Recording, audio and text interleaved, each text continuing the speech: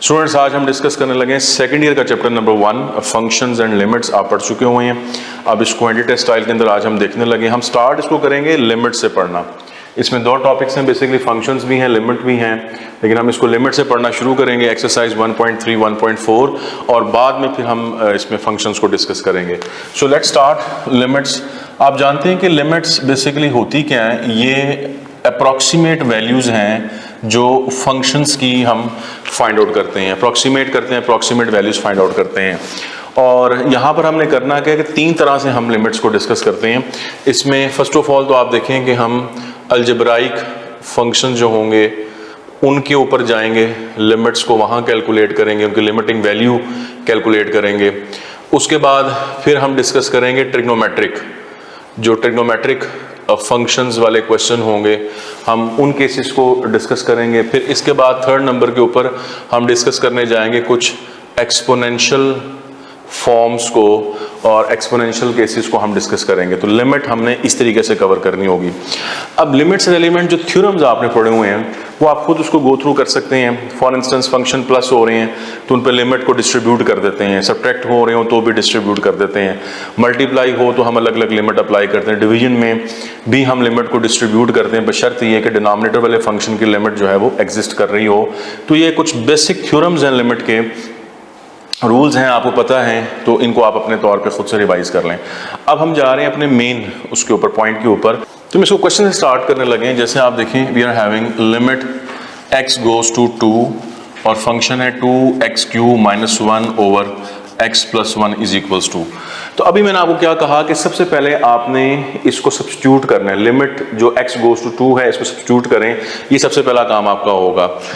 आप देखिए आपका क्या आंसर आ रहा है, उसके बाद हम डिसाइड करेंगे हमें क्या करना है। ऑप्शंस यहाँ पर लिख लेते हैं, लाइक वी आर हैविंग 17/3 और 15/3 और 14/3, या सिंपल आप इसमें 15 करते हैं। अब आप देखिए इन ऑप्शंस के मुताबिक क्या आंसर बनेगा। आप सबसे पहले इस पर डायरेक्ट लिमिट पुट करेंगे। जब आप लिमिट पुट करेंगे तो x की जगह पे 2 पुट करेंगे तो बेसिकली बनेगा 2 × 2³ करें 8 - 1 एज इट इज, और डिनोमिनेटर में x को 2 पुट करेंगे तो 2 + 1। सो व्हाट इज दिस, 16 - 1 15, और डिनोमिनेटर में आ जाएगा 3, 15/3। तो ऑप्शन में आप देखें तो बीटा इसका आंसर बन रहा है 15/3। आपने नोट किया कि इस क्वेश्चन में हमें कोई सिंप्लीफिकेशन या कोई फैक्टराइजेशन करने की जरूरत नहीं थी। हमने जब इसमें डायरेक्ट लिमिट अप्लाई की है तो डायरेक्ट लिमिट अप्लाई करने से ही आपका एक डेफिनेट आंसर आ गया, विच इज 15/3, जो कि ऑप्शन में भी है। तो इसमें कुछ और सोचने की, कुछ और करने की जरूरत आपको नहीं पड़ती। इसलिए मैंने आपसे कहा कि लिमिट वाले हर क्वेश्चन में सबसे पहला काम होगा लिमिट को उसमें सब्स्टिट्यूट करना। अब आप देखिए नेक्स्ट टाइप के ऊपर आए क्वेश्चन की, और हम देखते हैं कि limit x goes to 2x² - 4 over x - 2 = 2। अब ऑप्शन आप देखें, अल्फा में हम कहते हैं नॉट डिफाइंड, और बीटा में आप इसमें करते हैं 4, चार्ली में आप करते हैं 2, और डेल्टा में आप करते हैं 0। अब आप इस क्वेश्चन की तरफ देखें, और जो बात मैंने आपको बताई है कि सबसे पहला काम होगा डायरेक्ट लिमिट इसमें पुट करना। अगर x को 2 आप पुट करते हैं, 2 का स्क्वायर 4, 4 - 4 0, और डिनोमिनेटर में 2 पुट करेंगे तो 2 - 2 = 0। अब ये इंटरेस्टिंग है, जब आप लिमिट पुट करते हैं और 0/0 फॉर्म बनती है तो याद रखें मैथमेटिकली इसका कोई आंसर नहीं है, और इस 0/0 को या ∞/∞ को आप पढ़ते हैं, इसको हम इनडिटरमिनेट फॉर्म कहते हैं mathematically. So this is indeterminate form. इसको आसानी से आप यूं समझें कि एक ऐसी फॉर्म है जिसका मैथमेटिक्स में कोई प्रॉपर कोई आंसर नहीं एग्जिस्ट करता, राइट। करेंगे फिर आप क्या, आपने लिमिटिंग वैल्यू फाइंड आउट करनी है। और ऑप्शन में आप देखें, अल्फा ऑप्शन में यहाँ लिखें नॉट डिफाइंड। तो अगर आप यहाँ पर नॉट डिफाइंड इसका आंसर करने का सोच रहे हैं तो ये गलत होगा, ये ऑप्शन इसका आंसर नहीं है। करते हम क्या है, जब हमारे पास ये सिचुएशन बनती है स्टूडेंट्स, तो हम अलजेब्राइक टेक्निक्स यूज करते हैं, और अलजेब्राइक टेक्निक्स में आप फैक्टराइजेशन करते हैं, सिंप्लीफिकेशन करते हैं, और कोशिश करते हैं कि आपका आंसर एक डेफिनेट नंबर आ जाए। So let's do that. हम यहाँ पर देख रहे हैं कि न्यूमरेटर में x² - 4 जहाँ लिखा हुआ है, ये 4 2 का स्क्वायर है, तो एक्चुअली आप इसकी फैक्टराइजेशन करें तो x - 2 x + 2 बनती है, और डिनोमिनेटर में x - 2 एज इट इज आ जाएगा, और लिमिट x गोज टू 2। फिर आप देखेंगे x माइनस टू कैंसिल हो जाएंगे, तो यही वो फैक्टर था जो इसको डिस्टर्ब कर रहा था, वो हमने कैंसिल कर दिया है। बाकी आपके पास बचेगा x प्लस 2, इस पे ये लिमिट अप्लाई कर दें तो दैट बिकम्स एक्चुअली 2 + 2 4। अब आप देखें कि इसका डेफिनेट आंसर आपको 4 मिल गया और ऑप्शंस के अंदर बीटा इसका आंसर बन रहा है। अल्फा गलत था, अगर आप नॉट डिफाइन करेंगे बीटा इसका आंसर है। अब आपको ये समझ आ रही है कि ऐसे केसेस में जहां लिमिट अप्लाई करने से 0/0 फॉर्म बने या इन्फिनिटी फॉर्म बने, तो हम उसमें अलजेब्राइक टेक्निक्स को यूज करके सिंप्लीफाई करके फिर किसी डेफिनेट आंसर पे जाते हैं। और जो पहला क्वेश्चन आपने देखा, इसमें कुछ करने की जरूरत ही नहीं थी, आपने डायरेक्ट लिमिट अप्लाई की, तो डायरेक्ट लिमिट अप्लाई करने से ही आपको 15/3 इसका स्ट्रेट अवे कांस्टेंट या डेफिनेट आंसर मिल गया, वही उसका आंसर था। अब आप देखेंगे इस क्वेश्चन को मैं दोबारा कर रहा हूं और इसको दोबारा करते वक्त मैं एक नई टेक्निक आपको बताने लगा हूं जो एंट्री टेस्ट में आपके काम आएगी as a shortcut, as a trick. अब वो तरीका क्या होगा, वो इस तरह से है कि हम करते हैं कि again limit x goes to 2 x² - 4 over x - 2। आपने जब इसके ऊपर लिमिट अप्लाई की तो आपके पास 0/0 फॉर्म बन गई। याद रखें वो तमाम तर क्वेश्चन जिन पे डायरेक्ट लिमिट अप्लाई करने पे 0/0 फॉर्म बने या इन्फिनिटी फॉर्म बने, उसके लिए हम एक ट्रिक यूज करते हैं, शॉर्टकट यूज करते हैं, और वो ये होता है कि आप इसके न्यूमरेटर को भी डिफरेंशिएट कर दें और इसके डिनोमिनेटर को भी डिफरेंशिएट कर दें। दोनों को अलग अलग डिफरेंशिएट करेंगे, इकट्ठा नहीं करेंगे, अलग अलग डिफरेंशिएट करेंगे। डिफरेंशिएशन आपको आती है, सो लेट्स डू दैट। आप इसके न्यूमरेटर को डिफरेंशिएट करें, x² का डेरिवेटिव 2x और 4 का 0, और डिनोमिनेटर में x का डेरिवेटिव 1 और 2 का डेरिवेटिव 0, और लिमिट अपनी जगह पे है, limit x goes to 2। Differentiate हो गया। अब आप इसके ऊपर लिमिट अप्लाई करें तो देखें जब आप x को 2 पुट करेंगे तो again you will see that कि आपका आंसर फिर से 4 आ गया। तो पहले भी इसका आंसर 4 था, अभी भी इसका आंसर 4 है, लेकिन वहां पर आपको इसकी सिंप्लीफिकेशन, फैक्टराइजेशन करनी पड़ती है और ये एक शॉर्टकट के साथ हो जाता है, आप डिफरेंशिएट कर लेते हैं। फॉर एग्जाम्पल किसी क्वेश्चन में आपने एक दफ़ा डिफरेंशिएट किया और डिफरेंशिएट करने के बाद आपने लिमिट पुट की और लिमिट पुट करने पे फिर से वो 0/0 फॉर्म बन गई, तो अब आप उसको फिर से डिफरेंशिएट कर लेंगे। फिर से डिफरेंशिएट करने के बाद अगर 0/0 फॉर्म बन गई, आप उसको फिर से डिफरेंशिएट कर लेंगे। तो कहना मैं ये चाह रहा हूं कि जब तक आपकी 0/0 फॉर्म आती रहती है तब तक आप उसको डिफरेंशिएट कर सकते हैं। अब 0/0 फॉर्म या इन्फिनिटी फॉर्म, सिर्फ ये दो फॉर्म्स है जिसके ऊपर ट्रिक अप्लाई होगा और किसी पे आपने इसको अप्लाई नहीं करना। तो अब ये एक इजी क्वेश्चन था, इसको फैक्टराइजेशन से भी किया जा सकता था, इस ट्रिक के साथ मैंने आपको बता दिया। अब थोड़ा सा आप इसमें हार्डर क्वेश्चन देखें जिसमें आपको इस ट्रिक की जरूरत पड़ेगी। We are having limit x goes to 0 a⁻x - b⁻x over x is equals to what? So we are having options 0, log of a, log of b over a और log of a over b। अब आप देखिए इस question पर आए तो direct limit आपने apply करनी है एज पर द रूल। तो ये बनेगा a⁻0 1, b⁻0 1, 1 - 1 क्या बनेगा 0, और डिनोमिनेटर में भी x को जब आप सब्स्टिट्यूट करेंगे तो 0/0 फॉर्म बन गई। तो अब आपको समझ आ रही है कि 0/0 फॉर्म का मतलब ये कि हम इसको टेक्निक के साथ करेंगे। अब अगर आप यहाँ किसी फैक्टराइजेशन पे जाते हैं, किसी सिंप्लीफिकेशन पे जाते हैं, तो आप देख रहे हैं कि इट्स अ टफ क्वेश्चन, इतनी आसानी के साथ आप इसकी फैक्टराइजेशन या कोई और टेक्निक अप्लाई नहीं कर सकेंगे। लेकिन आप डेरिवेटिव वाले रूल पे जाएं जो मैंने अभी आपको बताया, उसके मुताबिक आप इस क्वेश्चन को बड़ी आसानी के साथ अभी कैलकुलेट कर लेंगे। सो लेट्स स्टार्ट, हम इसको डिफरेंशिएट करने जा रहे हैं। सो a⁻x आप जानते हैं ये एक्सपोनेंशियल फंक्शन है, इसकी डिफरेंशिएशन क्या होती है, a⁻x log of a और x का डेरिवेटिव 1। फिर b⁻x को डिफरेंशिएट करें, b⁻x as it is log of b और x का डेरिवेटिव 1, और डिनोमिनेटर में जो x आप देख रहे हैं जब आप उसको डिफरेंशिएट करेंगे तो वो 1 ही हो जाएगा। अब आप इस पर लिमिट अप्लाई करें। अब आप इस पर लिमिट अप्लाई करते हैं तो देखें x को यहाँ 0 पुट करेंगे, a⁻0 1 हो जाएगा, तो बाकी बचेगा log of a minus b⁻x, x को 0 करेंगे, b⁻0 1 हो जाएगा, तो बाकी बचेगा log of b। तो देखें ये इसका डेफिनेट आंसर आ गया। अब ऑप्शन में आपको ये फॉर्म नजर नहीं आ रही, तो आप जानते हैं log की प्रॉपर्टी अप्लाई करें। log अगर माइनस हो तो आप जानते हैं कि हम उनके आर्गूमेंट्स को डिवाइड कर दिया करते हैं, यानी a ओवर b। अब आप ऑप्शंस को देखें तो log of a over b delta option में आपको नजर आ रहा है।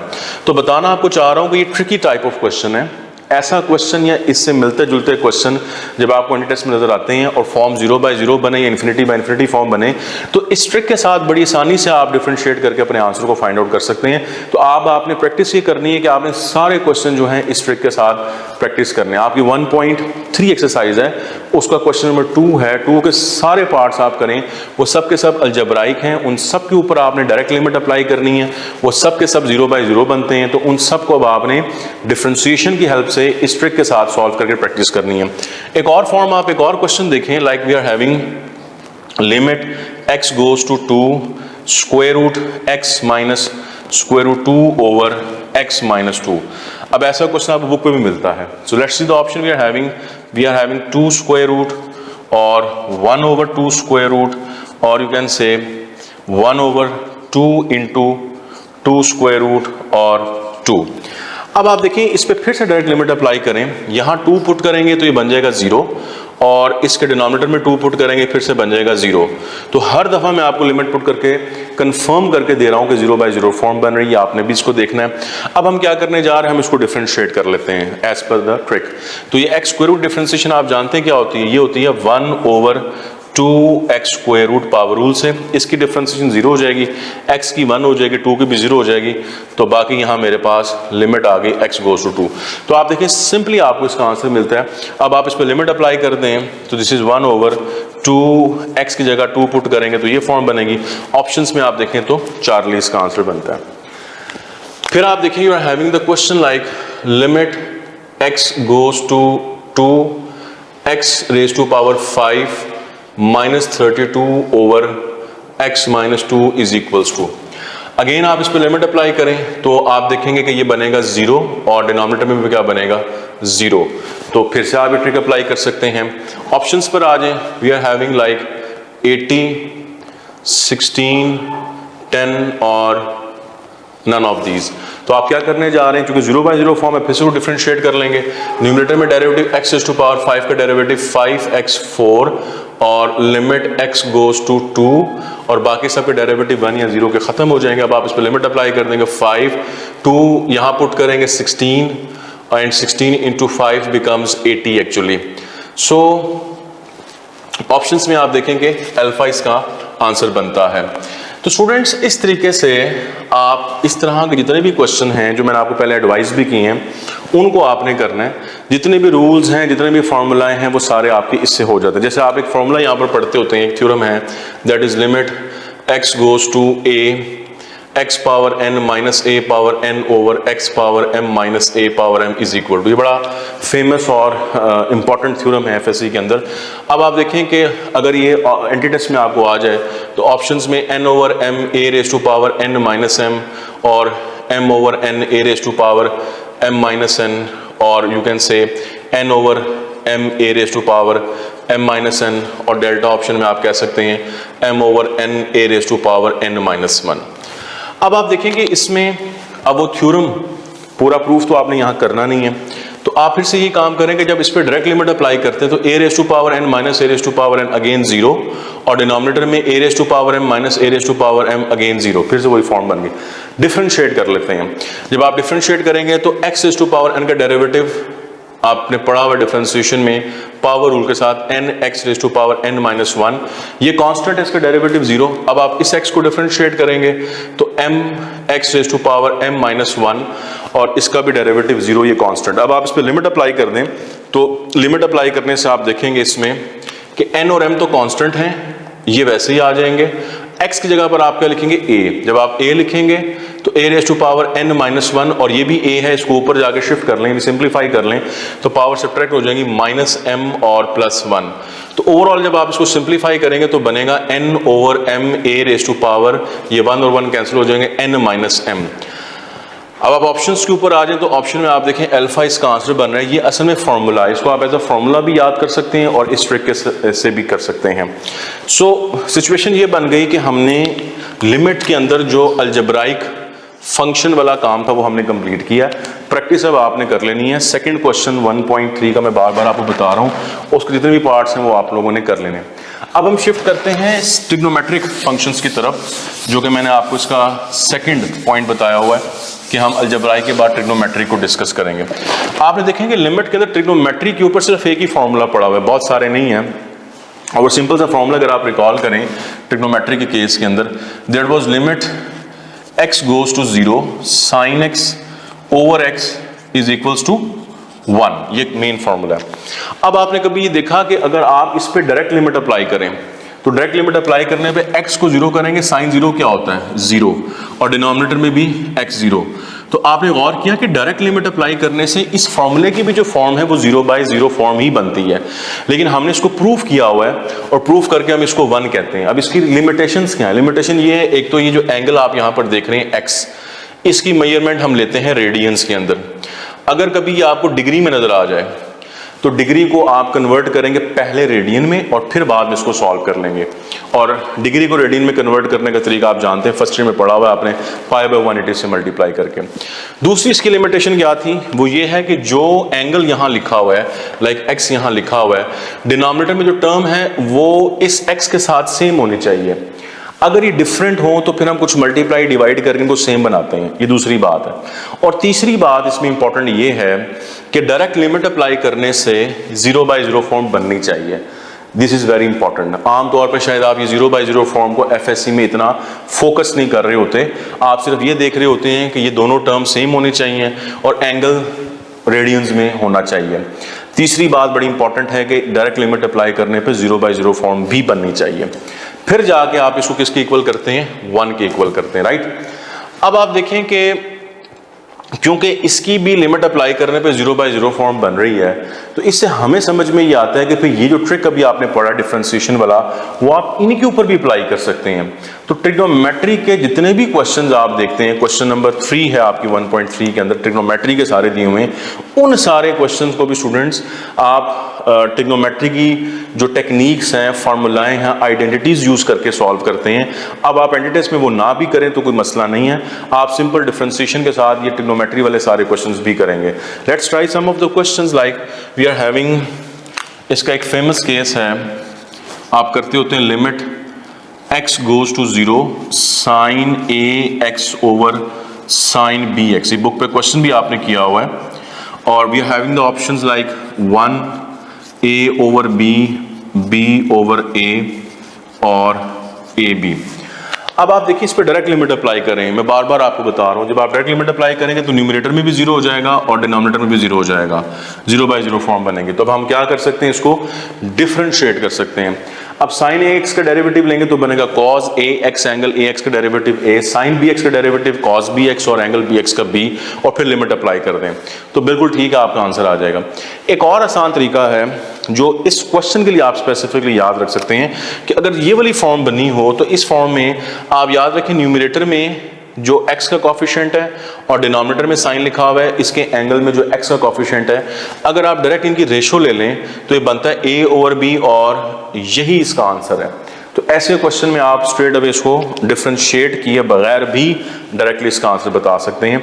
तो ये टेक्निक भी स्पेसिफिक टाइप के लिए आप याद रख सकते हैं। इसी तरीके से अब आप देखिए एक और क्वेश्चन इसमें हम करें ट्रिग्नोमेट्री में, we are having limit theta goes to 0 1 minus cos theta over theta square is equals to what?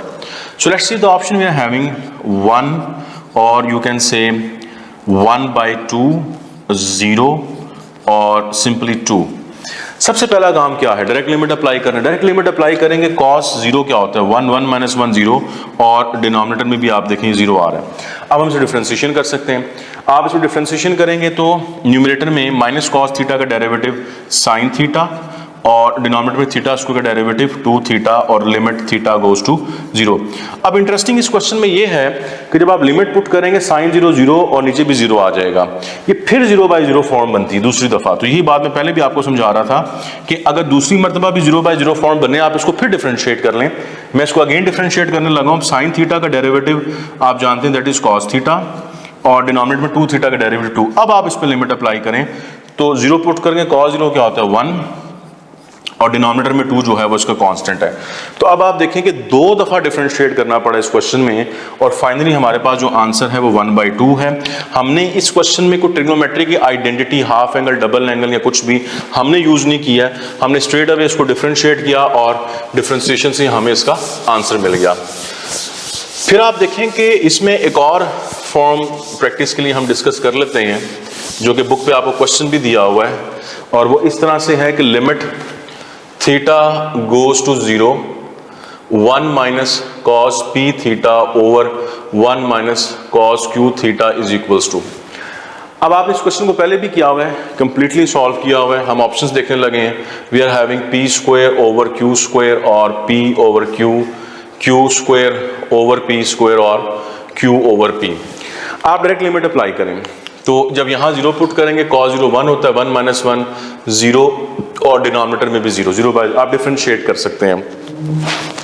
Numerator की भी डिफरेंशिएशन करें, डिनोमिनेटर में भी करें, and you can find out the answer. लेकिन इस स्पेसिफिक फॉर्म के लिए मैं आपको एक और तरीका बता देता हूँ, डिफरेंशिएशन से भी हो जाएगा। लेकिन दूसरा तरीका इसमें ये होता है कि आप देखिए न्यूमरेटर में थीटा का कोफिशिएंट p है जो एंगल में है, और जो यहाँ पर थीटा का कोफिशिएंट है वो q है जो कि एंगल में आप देख रहे हैं थीटा।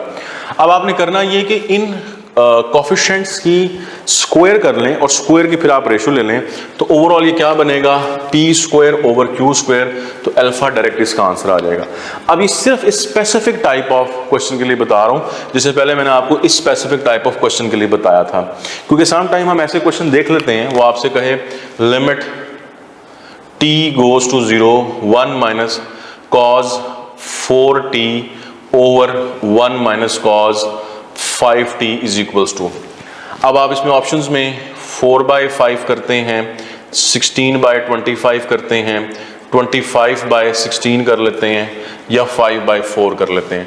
अब क्योंकि मैंने आपको रूल बता दिया है, तो उस रूल के मुताबिक सबसे पहले तो आप देखिए 0/0 फॉर्म बनती है, आप डिफरेंशिएट भी कर सकते हैं। और दूसरा ट्रिक जो मैंने बताया उसके मुताबिक आप क्या करेंगे, ये कोफिशिएंट्स ले लें 4 और 5, इनका स्क्वायर करें तो 16/25, स्क्वायर की रेशो 16/25, बीटा इसका आंसर बनता है। So these are some of the cases. Otherwise जितने भी आपको क्वेश्चन नजर आ रहे हैं उन तमाम क्वेश्चंस को आपने सिंपली क्या करना है, डिफरेंशिएशन से कर लेना है, और सब पार्ट्स करें, सब क्वेश्चन करें। 1.3 के जो थर्ड क्वेश्चन बता रहा हूँ ट्रिग्नोमेट्री वाले हैं, सबको करें, सब 0/0 है, सबको आपने डिफरेंशिएशन से करना है। बाज़ औक़ात किसी क्वेश्चन में आपको 2 दफ़ा डिफरेंशिएट करना पड़ेगा, तो नो प्रॉब्लम्स, आप उसको 2 दफ़ा करके भी कर सकते हैं। सो ये हमारा जो काम था, ये ट्रिग्नोमेट्रिक फंक्शंस या ट्रिग्नोमेट्रिक टाइप ऑफ क्वेश्चंस का सॉल्व हो गया। अब हम जा रहे हैं एक्सपोनेंशियल की तरफ, सो लेट्स डू दैट। अब आप देखें एक्सपोनेंशियल के लिए आपने एक फॉर्म पढ़ी हुई है, और पहले हम उस फॉर्म को ही डिस्कस कर लेते हैं, and that is actually formula ये आपने पढ़ा हुआ है, limit n goes to infinity 1 + 1/n raise to power n। आपको याद है इस पूरी फॉर्म को आप कहते हैं e के इक्वल। e एक कांस्टेंट है, इररेशनल नंबर 2.7 समथिंग इसकी वैल्यू होती है, और इसकी लिमिटेशंस पहले देख लें। आप इसमें यूँ पढ़ा हुआ है कि इस फॉर्म में सबसे पहले तो ये बाइनोमियल सा बना होता है। यहाँ अगर 1/n लिखा हुआ है तो हम ये पढ़ते हैं कि इसका रेसिप्रोकल पावर में होना चाहिए। अब 1/n का रेसिप्रोकल n है पावर में। क्वेश्चंस करते वक्त जब इसका रेसिप्रोकल पावर में आपको नहीं मिलता तो फिर आप इसकी पावर को मल्टीप्लाई डिवाइड करके तो उसका रेसिप्रोकल बनाते होते हैं और फिर इसको सॉल्व करते हैं। इंपॉर्टेंट इस फॉर्म के लिए, इस थ्योरम के लिए जो मैं आपको बताने लगा वो ये कि क्या कभी आपने इस पर डायरेक्ट लिमिट भी अप्लाई की है, अभी आप करें। इस पर डायरेक्ट लिमिट अप्लाई करें, n की जगह पे इन्फिनिटी सब्स्टिट्यूट कर दें तो ये क्या बनेगा, 1/∞ क्या होता है 0, तो 1 + 0 क्या बनेगा 1, और ऊपर n लिखा हुआ है, n की जगह पर आपने क्या पुट करना है infinity. Now this is very important, आप इसको ऑब्जर्व करें कि इस पे डायरेक्ट लिमिट अप्लाई करने से आपको ये फॉर्म मिलती है 1/∞। याद रखिए 1/∞ का मतलब 1 नहीं होता, 1/∞ फिर से मैथमेटिकली इनडिटरमिनेट फॉर्म है, इसका कोई प्रॉपर आंसर हमारे पास नहीं, जैसे मैंने पहले आपको 0/0 बताया था। तो you have to note this की इनडिटरमिनेट फॉर्म है। इस पे डायरेक्ट लिमिट अप्लाई करने से ये बननी चाहिए, जब ये बनती है तो फिर आप इसको e के इक्वल करेंगे। अगर ये नहीं बन रही तो फिर आप इसको e के इक्वल नहीं करेंगे, वो गलत हो जाएगा। तो बी केयरफुल, इसको चेक किया करें हर क्वेश्चन में। अब ये वो बातें हैं जब एफएससी में आप कर रहे होते तो आप इतना इस पर फोकस नहीं करते, लेकिन एनडी टेस्ट में ये मिस्टेक्स हो जाएंगी। इसकी डिडक्शन भी आपने की हुई है, उसको भी हम यहाँ लिख लेते हैं, like we are having limit x goes to 0 1 + x raise to power 1/x। ये भी e के इक्वल होती है, लेकिन आप फिर से देखें, इस पर गौर करें। अगर मैं डायरेक्ट लिमिट अप्लाई करूं, x को यहाँ 0 पुट करूंगा तो 1, और ऊपर 1/x लिखा है तो 0 पुट करूंगा, 1/0 क्या बनेगा इन्फिनिटी। तो ये देख लें, ये भी 1/∞ बनती, इसलिए हम इसको e कह रहे होते हैं। सो इसमें आपसे मिस्टेक नहीं होनी चाहिए। फॉर इंस्टेंस अगर मैं इसका एक नेगेटिव केस लिखूं, मैं लिख रहा हूं limit x goes to 0 1 plus 1 over x raise to power x. अब देखिए ये बहुत बड़ी मिस्टेक है जो आपसे कमिट हो सकती है। बहुत सारे स्टूडेंट जो हैं यहाँ पर इसका आंसर ई कर देंगे और वो कंफ्यूज होंगे इस फॉर्म के साथ। दिस इज एब्सोल्युटली रॉन्ग, ये गलत है, क्योंकि आप अगर इस पे डायरेक्ट लिमिट अप्लाई करके देखें तो ये यहाँ 0 पुट करेंगे तो 1 ओवर 0 क्या बनेंगे, इन्फिनिटी। इन्फिनिटी में 1 प्लस करेंगे तो ऑब्वियसली वो इन्फिनिटी रहेगा, और ऊपर एक्स को आपने क्या पुट करना है, 0। तो ये ओवरऑल क्या बनता है, इन्फिनिटी रेज टू पावर 0 बनता है। तो हमने जो फॉर्मूला है वो इन्फिनिटी रेज टू पावर 0 के लिए नहीं पढ़ा, नहीं बनाया हुआ, हमने बनाया इसको 1 रेज टू पावर इन्फिनिटी के लिए। तो ये मिस्टेक है कि इसको डायरेक्ट लिमिट अप्लाई करने से 1 रेज टू पावर इन्फिनिटी नहीं बनता बल्कि इन्फिनिटी रेज टू पावर 0 बनता है, तो उसके लिए एक्चुअली ये होल्ड ही नहीं करता। I hope my point is clear. Now come towards the question. ये 1.3 एक्सरसाइज का क्वेश्चन नंबर आई गेस 4 बनता है, उसके सारे पार्ट्स आपको इस पे दिए हुए हैं, वो सारे आपने करने कैसे हैं, हम इसमें यूं लिख लेते हैं, we are having limit x goes to infinity 1 plus 2 over x raised to power x over 3 is equals to, right? अब ऑप्शंस में आप आ जाएं, we are having e raised to power 1 by 3, we are having e raised to power 1 by 2, e raised to power 2 by 3, e raised to power 3 by 2, right? अब आप करेंगे क्या, सबसे पहले डायरेक्ट लिमिट अप्लाई करेंगे। आप इसमें x को इन्फिनिटी पुट करें, 2 और इन्फिनिटी क्या बनेगा, 0, 1 प्लस 0 1, और यहाँ पावर में x को इन्फिनिटी करेंगे तो इन्फिनिटी, दिस मीन्स कि हमने मेक श्योर कर लिया 1 रेज़ टू पावर इन्फिनिटी बनती है। अगला काम आपने क्या पढ़ा था कि जो बायनोमियल में ये टर्म लिखी होती है इसका रेसिप्रोकल पावर में होना चाहिए। अब यहाँ लिखे 2 ओवर x और यहाँ लिखा हुआ x ओवर 3, जबकि हमें पावर में रिक्वायरमेंट क्या है, x ओवर 2 होना चाहिए। अब x ओवर 3 लिखा हुआ है, आपको याद है आप इसको x ओवर 2 कैसे बनाते हैं, 2 से मल्टीप्लाई डिवाइड करते हैं, पावर को 2 से मल्टीप्लाई डिवाइड करते हैं, फिर उसके एडजस्टमेंट करते हैं।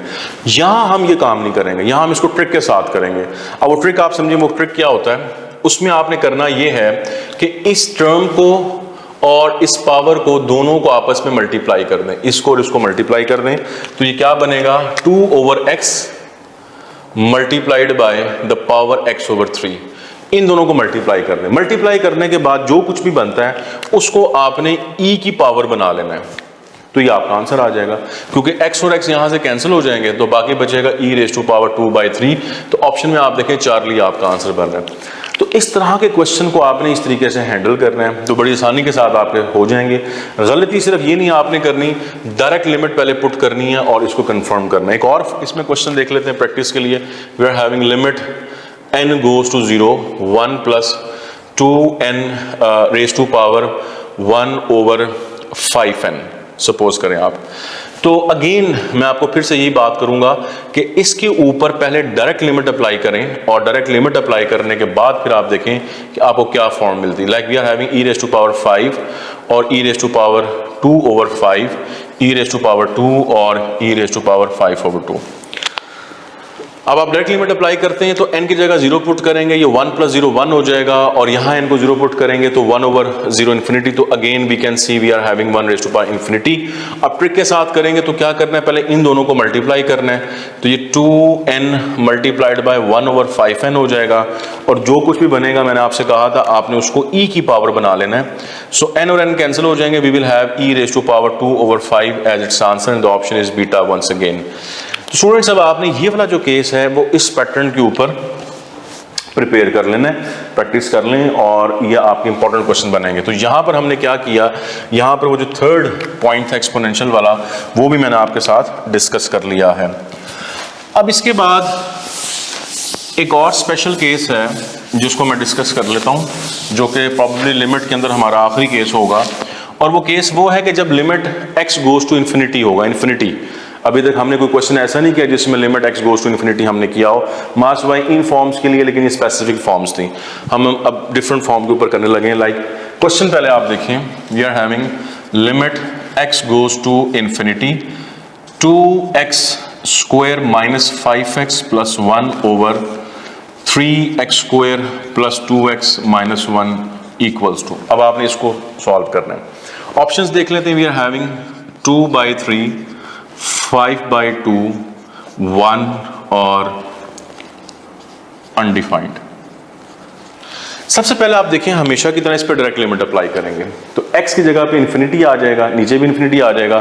तो आप गौर कर रहे हैं कि इस पे ये इन्फिनिटी बाय इन्फिनिटी फॉर्म बन रही है और मैं अभी तक आपको बता चुका हूं कि इन्फिनिटी बाय इन्फिनिटी फॉर्म के लिए आप डिफरेंशिएशन कर सकते हैं। न्यूमरेटर को अलग डिफरेंशिएट करें, डिनोमिनेटर को अलग से डिफरेंशिएट करें, लिमिट अप्लाई करें। अगर वो फिर से इन्फिनिटी बाय इन्फिनिटी फॉर्म बनती है आप उसको फिर डिफरेंशिएट करके अपना आंसर फाइंड आउट कर लें। ये आपने प्रैक्टिस करना है। अब मैं इसका एक दूसरा तरीका बताने लगा हूं आपको और दूसरा तरीका इसमें ये है कि सबसे पहले आप देखें ये जो फ्रैक्शन बनी हुई है, ये रैशनल फ्रैक्शन बनी हुई है, इसमें आप देखें न्यूमरेटर में डिग्री 2 है और डिनोमिनेटर में भी डिग्री 2 है। आपको याद है कि आप इसको इम्प्रॉपर फ्रैक्शन कहते हैं और इम्प्रॉपर फ्रैक्शन का ये वो वाला केस है जिसमें न्यूमरेटर और डिनोमिनेटर की डिग्री सेम है। इस केस में लिमिट गोज टू इन्फिनिटी हो तो एक डायरेक्ट तरीका है आंसर बताने का और वो ये होता है लीडिंग कोएफिशिएंट्स की रेशियो ले लें। अब लीडिंग कोएफिशिएंट यहां पर क्या है 2 और डिनोमिनेटर में क्या है 3, इनकी रेशियो ले लें तो क्या बनेगा 2/3, तो अल्फा इसका आंसर बनेगा। तो ऐसे केस में अगर इम्प्रॉपर फ्रैक्शन हो, डिग्री सेम वाला केस हो, लिमिट गोज टू इन्फिनिटी हो तो जो लीडिंग कोएफिशिएंट उनकी रेशियो ले लें, आपको डायरेक्ट आंसर मिल जाएगा। अदरवाइज आप इसको डिफरेंशिएट भी कर सकते हैं। अब इसी में देखें एक और टाइप के ऊपर मैं बात करता हूं। अगर ये क्वेश्चन इस तरीके से होता like we were having 5x³ plus 2x² minus x plus 2 over we are having 3x4 plus 2x³ plus 3x plus 5 something like this। अब आप देखिए इस पे डायरेक्ट लिमिट अप्लाई करेंगे तो ये फिर से क्या बनेगा infinity by infinity form obviously बनती है। तो आप डिफरेंशिएट कर सकते हैं। अब डिफरेंशिएट करने के अलावा अगर आप किसी डायरेक्ट मेथड पे जाएं तो उसको भी हम देख लेते हैं। Like we are having options 5/3 और you can 0 or you can say 1 or that is not defined। Students इस केस में आप देखें डेरिवेटिव तो आप ले लेंगे, लेकिन अगर इसको ट्रिक के साथ जाएं या फर्दर शॉर्ट मेथड के साथ जाएं तो ये भी रैशनल फ्रैक्शन है और इसमें आप देखें न्यूमरेटर में जो डिग्री है वो 3 है, जबकि डिनोमिनेटर में आप डिग्री देखें तो वो 4 है। यानी कहना मैं ये चाहता हूं कि ये प्रॉपर फ्रैक्शन होता है, आपने पढ़ा हुआ ये प्रॉपर फ्रैक्शन है। जब कभी आपको प्रॉपर फ्रैक्शन दिया जाए, लिमिट इन्फिनिटी को जा रही हो, तो याद रखिए इसका आंसर हमेशा स्ट्रेट अवे जो है वो 0 बनता है। आप कैलकुलेट करके भी देख लें तो बीटा इसका आंसर है। तो हमें इसमें कैलकुलेशन करने की जरूरत नहीं है, हम स्ट्रेट अवे इसका आंसर बीटा करेंगे यानी 0 करेंगे। और ये कब होगा जब लिमिट इन्फिनिटी पे जा रही हो और आपके पास जो फ्रैक्शन है वो प्रॉपर फ्रैक्शन हो।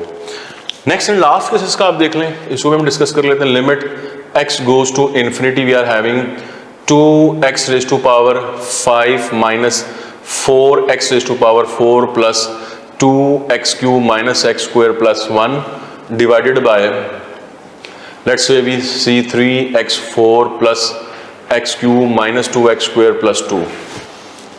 अब आप देखिए यहां पर भी डायरेक्ट लिमिट अप्लाई करने पे ये इन्फिनिटी बाय इन्फिनिटी फॉर्म बनती है, राइट।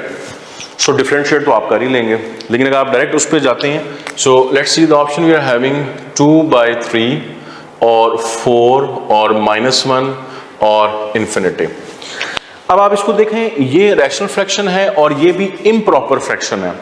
और इम्प्रॉपर फ्रैक्शन में टाइप कौन सी बनी हुई है जिसमें न्यूमरेटर में डिग्री बड़ी है और डिनोमिनेटर में डिग्री छोटी है। ये दूसरा केस होता है इम्प्रॉपर फ्रैक्शन का। इस केस में याद रखें इसका आंसर सॉल्व करने के बाद हमेशा आपको इन्फिनिटी मिलेगा। तो इसका मैं डायरेक्ट आंसर कर रहा हूं डेल्टा इन्फिनिटी। डिफरेंशिएशन आप कर सकते हैं। न्यूमरेटर में सबसे बड़ी पावर x4 है, इसके साथ आप न्यूमरेटर और डिनोमिनेटर को डिवाइड भी कर सकते हैं। टेक्निक्स आपने पढ़ी हुई है, लेकिन हम सबसे शॉर्टर टेक्निक पे जा रहे हैं। हम रिकॉग्नाइज कर रहे हैं कि फ्रैक्शन किस टाइप का है। Limit x goes to infinity है तीनों केसेस में। इम्प्रॉपर है, डिग्री सेम है तो लीडिंग कोएफिशिएंट की 0 है। प्रॉपर फ्रैक्शन है तो फिर आंसर हमेशा 0 होगा।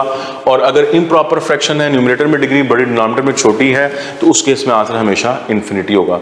स्टूडेंट्स ये सारे हमने जो डिस्कशन की है ये लिमिट के ऊपर की है, 1.3 एक्सरसाइज के क्वेश्चंस के ऊपर की है, एग्जांपल्स के ऊपर की है। थ्योरम्स आपने पढ़ने हैं और क्वेश्चंस आपने करने हैं, एग्जांपल्स भी करनी है। अब हम अगले टॉपिक पे जा रहे हैं। अगला टॉपिक आपका जो है वो 1.4 में है and that is called continuity. आपने पढ़ी हुई है। अब एफएससी लेवल के ऊपर हम कॉन्टिन्यूटी किसी भी फंक्शन की एक पॉइंट के ऊपर चेक करते हैं। अब आप जानते हैं कॉन्टिन्यूटी होती क्या है, एक बिहेवियर है असल में, यानी इस तरह का बिहेवियर है, एक फंक्शन है, मैं ग्राफिकली बता रहा हूँ, आप इसको देखें तो ये कॉन्टिन्यूस है, इस बिहेवियर को हम कॉन्टिन्यूटी कहते हैं, फंक्शन की कॉन्टिन्यूटी है। यानी ये फंक्शन का जो ग्राफ है ये किसी भी पॉइंट पे ब्रेक नहीं हुआ, टूटा नहीं है, इसमें कोई होल नहीं आया, कोई पोल नहीं आया, कोई ब्रेक पॉइंट नहीं आया, ये कॉन्टिन्यूस है। अब इसके बरक्स अगर आप कोई ऐसा ग्राफ देखें समथिंग लाइक दिस, तो इस ग्राफ में आप देखें यहाँ पर मैंने इसको तोड़ दिया है, तो ये जो जगह आप देखें जहाँ टूट गई ये कॉन्टिन्यूस नहीं है, यहाँ पर ये डिसकॉन्टिन्यूस हो गया है, और ये जगह जो आप देख रहे हैं ये बेसिकली इसका पॉइंट ऑफ डिसकॉन्टिन्यूटी है, या इस पर आप समझे होल आ गया। सम टाइम होल आता है, सम टाइम पोल आ जाते हैं, डिफरेंट केसेस होते हैं, लेकिन यहाँ पर डिसकॉन्टिन्यूस है। तो हमने एफएसए में कॉन्टिन्यूटी पढ़ी किसी पॉइंट पे चेक करनी है, तो इसकी डेफिनेशन को हम रिवाइज करते हैं। अगर हमारे पास पॉइंट है x is equal to a, किसी फंक्शन की कॉन्टिन्यूटी आपने इस पॉइंट पे चेक करनी है। तीन कंडीशंस हैं जो आपने पढ़ी हैं, those are very important in a sequence in order. सबसे पहले आपने इसमें क्या पढ़ी हुई है, नंबर 1 के एफ ऑफ एक्स जो फंक्शन है वो इस पॉइंट पे जो उसकी वैल्यू है एफ ऑफ ए वो डिफाइंड होनी चाहिए। सबसे पहली शर्त तो ये है, अगर ये डिफाइंड ही नहीं है तो फिर फंक्शन इस पॉइंट के ऊपर डिसकंटिन्यूस है। दूसरी कंडीशन जब ये डिफाइन हो जाए, दूसरी कंडीशन इसमें आपने पढ़ी हुई है कि limit x goes to a f of x exist. अब ये इंटरेस्टिंग है कि इस पॉइंट पे फंक्शन की लिमिटिंग वैल्यू एग्जिस्ट करनी चाहिए। एग्जिस्ट करने का मतलब आपने क्या पढ़ा हुआ है, तो इसको मैं यहीं पर ब्रीफ कर रहा हूं कि ये एग्जिस्टेंस ऑफ लिमिट है स्टूडेंट्स, और एग्जिस्टेंस ऑफ लिमिट में आप पढ़कर आएंगे फंक्शन की इसी पॉइंट पे लेफ्ट हैंड लिमिट, ये जो आप माइनस देख रहे हैं ए के ऊपर, ये लेफ्ट हैंड लिमिट के लिए होता है। और लेफ्ट हैंड लिमिट का मतलब क्या होता है कि एक्स ए को तो अप्रोच कर रहा है लेकिन लेफ्ट साइड से अप्रोच कर रहा है, और लेफ्ट साइड से अप्रोच करने का मतलब ये होता है कि एक्स की जो एक्चुअल वैल्यू है वो ए से लेसर होगी। और इसी तरह फंक्शन की राइट हैंड लिमिट, ए के ऊपर मैं प्लस लगा रहा हूं, ये राइट हैंड लिमिट है। राइट हैंड लिमिट का मतलब होता है कि एक्स ए को तो अप्रोच कर रहा है लेकिन राइट साइड से कर रहा है। राइट साइड से अप्रोच करने का मतलब कि एक्स की जो एक्चुअल वैल्यू है वो ए से ग्रेटर होगी। Left hand limit right hand limit students equal हो तो इस केस में हम कहते हैं कि लिमिट क्या कर रही है, एग्जिस्ट कर रही है। तो ये है criterion for existence of limit. ये था पॉइंट नंबर 2। और नेक्स्ट और लास्ट सबसे इंपॉर्टेंट पॉइंट जो आपने पढ़ा हुआ इसकी डेफिनेशन में वो ये था कि ये जो आपने एफ ऑफ ए निकाला है फर्स्ट स्टेप में, और ये जो सेकंड स्टेप में आपने limit x goes to a f of x limiting value निकाली है, स्टूडेंट्स ये इक्वल होने चाहिए। जब ये इक्वल आ जाते हैं तो अब आप कहते हैं कि फंक्शन जो है वो इस पॉइंट ए के ऊपर कॉन्टिन्यूस है। तो सबसे मेन कंडीशन कौन सी, थर्ड कंडीशन, ठीक है जी। अगर पहली फेल हो जाएगी तो कॉन्टिन्यूस नहीं है, सेकंड फेल हो जाती है, पहली ट्रू होती है, सेकंड फेल होती है, फिर भी कॉन्टिन्यूस नहीं है। कॉन्टिन्यूस तब है जब तीसरी कंडीशन तक ये ट्रू हो जाए। सो ये आपने कॉन्टिन्यूटी पढ़ी हुई है। इसके अलावा मैं आपको पहले बता चुका हूं कि अगर फंक्शन किसी पॉइंट के ऊपर अनडिफाइन हो जाए या उसकी लिमिटिंग वैल्यू वहां पर एग्जिस्ट ना करे तो फंक्शन फिर क्या होगा, डिसकंटिन्यूस होगा। ठीक है जी। अब हम क्वेश्चंस की तरफ आ जाते हैं और एक क्वेश्चन प्रैक्टिस करते हैं, जैसे 1.4 एक्सरसाइज में आप करते हैं। इस तरह से क्वेश्चन पूछा जाता है आपसे कि if f of x is equals to x plus 2 और x जो है वो लेसर इक्वल टू -1 है, और यहां पर आप कर लें t plus 2 x greater than -1 है, then value of t provided limit x goes to -1 f of x exist is. अब क्वेश्चन आपको समझ में आया कि आपने असल में तो इस क्वेश्चन में वैल्यू फाइंड आउट करनी है किसकी, t की। t यहां पर एक अननोन आपको नजर आ रहा है, और कंडीशन आपको क्या दी हुई है कि पीस वाइज फंक्शन, आप समझते हैं पीस वाइज फंक्शन है, फंक्शन ऐसा जो टू रूल्स के साथ डिफाइन हुआ है, पीस वाइज फंक्शन है। और इंपॉर्टेंट इस क्वेश्चन में ये उसने कहा कि प्रोवाइडेड ये लिमिट एग्जिस्ट कर रही है। दिस इज इंपॉर्टेंट कि limit x goes to -1 exist कर रही है। अभी मैंने आपसे कहा था कि लिमिट एग्जिस्ट करने का मतलब क्या होता है, लेफ्ट लिमिट और राइट लिमिट इक्वल होती हैं। अब वो कह रहे हैं कि लिमिट एग्जिस्ट कर रही है, तो इसका मतलब कि हम लेफ्ट लिमिट निकालें, राइट निकालें, इक्वेट करें, t की वैल्यू आ जाएगी। अब लेफ्ट लिमिट पे जाते हैं तो लिमिट x गोज टू -1, ऊपर माइनस लगा रहा हूं। अब लेफ्ट लिमिट के लिए मैंने आपको समझाया था कि जब x -1 को अप्रोच कर रहा है तो लेफ्ट लिमिट का मतलब ये कि x की जो एक्चुअल वैल्यू है वो -1 से लेसर होगी। अब आप यहां पर देखें, इन दोनों को देखें, x -1 से लेसर ये वाला केस है, यहां x -1 से लेसर है, तो फंक्शन फिर आप कौन सा ले लेंगे, ये वाला फंक्शन लेंगे इसके लिए, लेफ्ट लिमिट के लिए, तो आप यूज कर रहे हैं x+2। अच्छा, उसके बाद फिर आप निकालेंगे इसकी राइट लिमिट। राइट लिमिट के लिए लिमिट x गोज टू -1 के ऊपर प्लस लगा रहा हूं, प्लस कम राइट लिमिट है। अब राइट लिमिट मैंने समझाया था कि x की जो एक्चुअल वैल्यू है वो -1 से ग्रेटर होगी। अब आप यहां पर देखें कि x यहां -1 से ग्रेटर, तो फंक्शन आप क्या चूज करेंगे, t+2। राइट लिमिट के लिए हम इसमें t+2 करते हैं, और इन दोनों को मैं क्या कर रहा हूं, इक्वल कर रहा हूं, क्योंकि उसने कहा हुआ है कि लिमिट इसकी एग्जिस्ट कर रही है, तो लिमिट एग्जिस्ट का मतलब लेफ्ट राइट आपने इक्वल कर देने। अब एंटीटेस्ट का जब आप काम कर रहे होते हैं तो फिर इतना इंपॉर्टेंट नहीं होता, बस आपने फिर ये करना होता है कि आप इसकी लिमिट और इसकी लिमिट दोनों को बराबर कर दें, दैट्स ऑल। तो एफएससी में ये कॉन्सेप्चुअली ज्यादा इंपॉर्टेंट होता है कि एक लेफ्ट लिमिट और एक राइट लिमिट है, ठीक है। अब सॉल्व कर लेते हैं, जब आप यहाँ -1 पुट करेंगे तो ये बनेगा 2, और इसी जगह -1 प्लस आ जाएगा, और जब यहां देखिए कांस्टेंट तो इस पर लिमिट अप्लाई करेंगे t+2। हमने तो बेसिकली t फाइंड आउट करना है, तो 2 और 2 कैंसिल हो जाएंगे, t की वैल्यू आ जाएगी -1। तो ऑप्शंस में आप देखें अल्फा इसका आंसर बन रहा है। तो इस टाइप का क्वेश्चन ऑब्वियसली आप प्रैक्टिस करें, बुक पे भी दिया हुआ है, ऐसे क्वेश्चन आपसे पूछे जा सकते हैं कॉन्टिन्यूटी के अंदर। फिर एक और टाइप आप देखें, वो क्या है, उसमें कहता है कि इफ एक फंक्शन f(x) आपको पीस वाइज फंक्शन दिया हुआ है, like sin x over x function है, और if x is not equal to 0, और यहां पर वो कहता है कि फंक्शन की वैल्यू जो है वो आप k कर लें if x is equal to 0, ये पीस वाइज फंक्शन है, is continuous at x is equal to 0, ये कॉन्टिन्यूस बता दिया। देन अब ऑप्शंस आ गई हैं, k is equal to 0, k is equals to 1/2, k is equals to -1, और you can say k is equals to 1।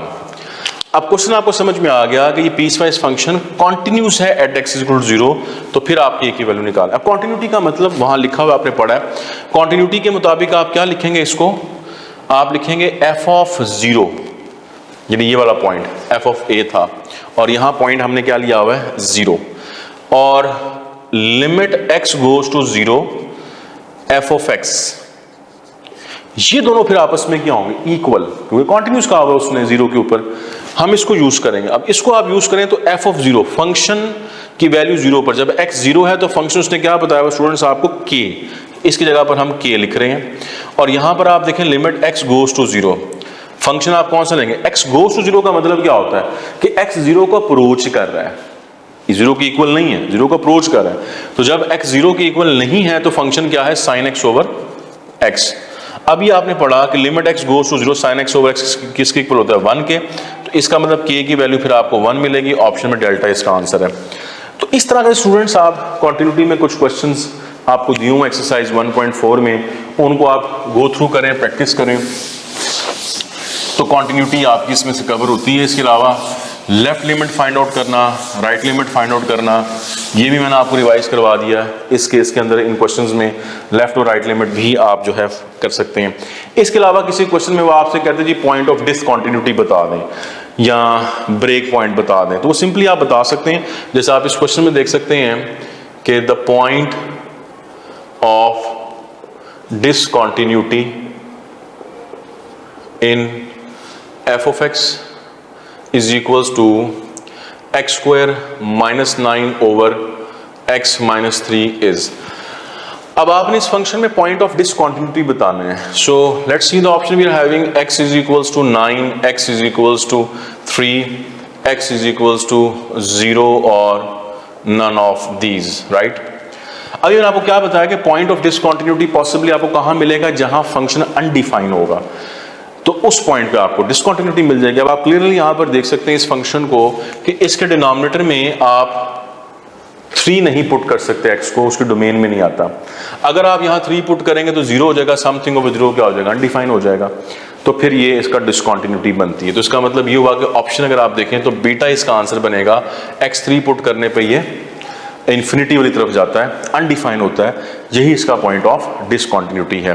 तो इस फॉर्मेट पे क्वेश्चन आए तो आपने वो पॉइंट ढूंढना है जो इसको डिसकंटिन्यूस करेगा। स्टूडेंट ये 1.4 थी। अब हम चलते हैं इसके सेकंड टॉपिक पे, जो कि एक्चुअली फर्स्ट टॉपिक था चैप्टर का,